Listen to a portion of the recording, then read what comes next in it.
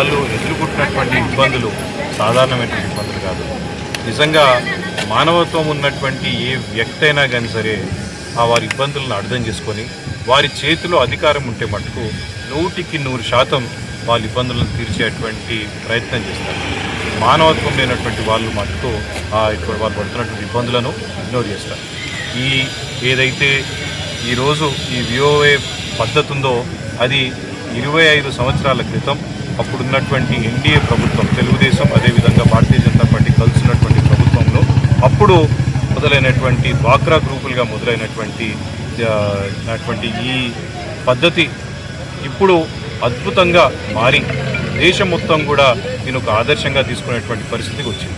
అయితే మన రాష్ట్రంలో మటుకు ఎవరైతే నిజంగా కింది స్థాయిలో ఈ మహిళలు ఎవరైతే ఇంటింటికి వెళ్ళి 25 రకాల పనులను ఈ ప్రభుత్వం కోసం చేసి పెట్టేటువంటి పనులను గుర్తించకుండా వారిని కేవలం ఒక 5,000 రూపాయలు వాళ్ళకి వేతనం ఇచ్చి, కాకపోతే మొత్తం రోజంతా వారితో పని చేయించుకొని నెలలో 30 రోజులు వాళ్ళతో పని చేయించుకొని, ఇతర గవర్నమెంట్ ఉద్యోగులకు వస్తే అయితే సాటర్డే ఉంటుంది, సండే ఉంటాయి, పండుగలు ఉంటాయి, అన్నీ ఉంటాయి.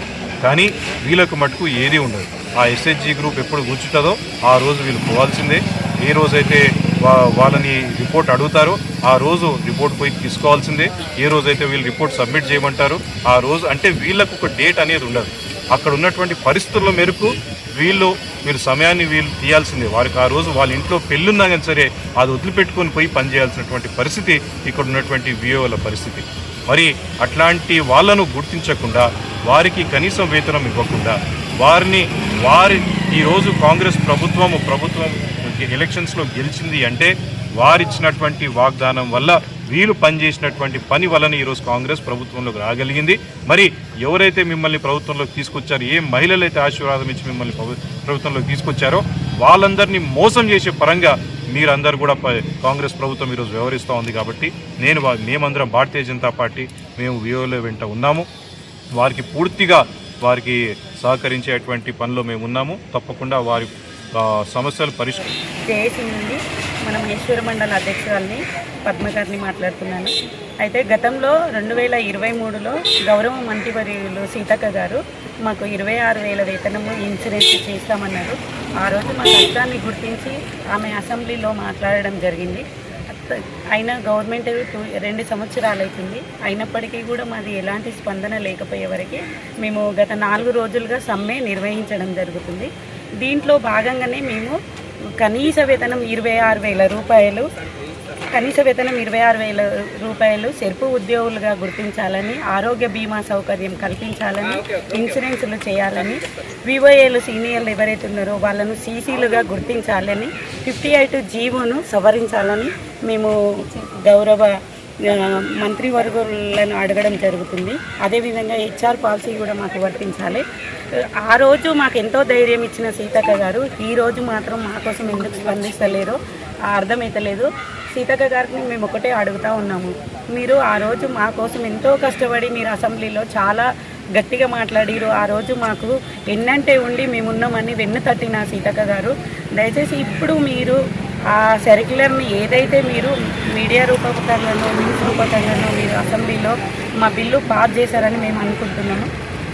దయచేసి ఇది అతి త్వరలోనే సక్సెస్ కావాలనుకుంటున్నాము. మైండ్ కనీస వేతనం 26,000 రూపాయలు ఇవ్వాలి. సెర్పు ఉద్యోగులుగా గుర్తించాలి.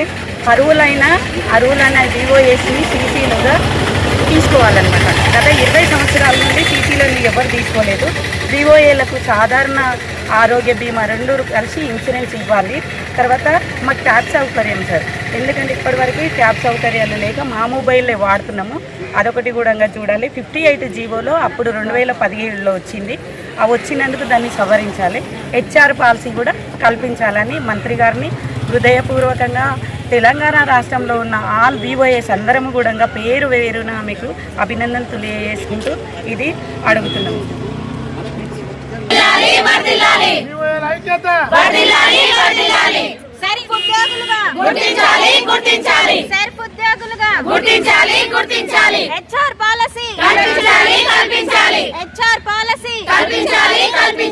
ఆరోగ్యం బీమా సౌకర్యం కల్పించాలి. కనీస వేతనం 26,000 రూపాయలు. కనీస వేతనం 26,000 రూపాయలు.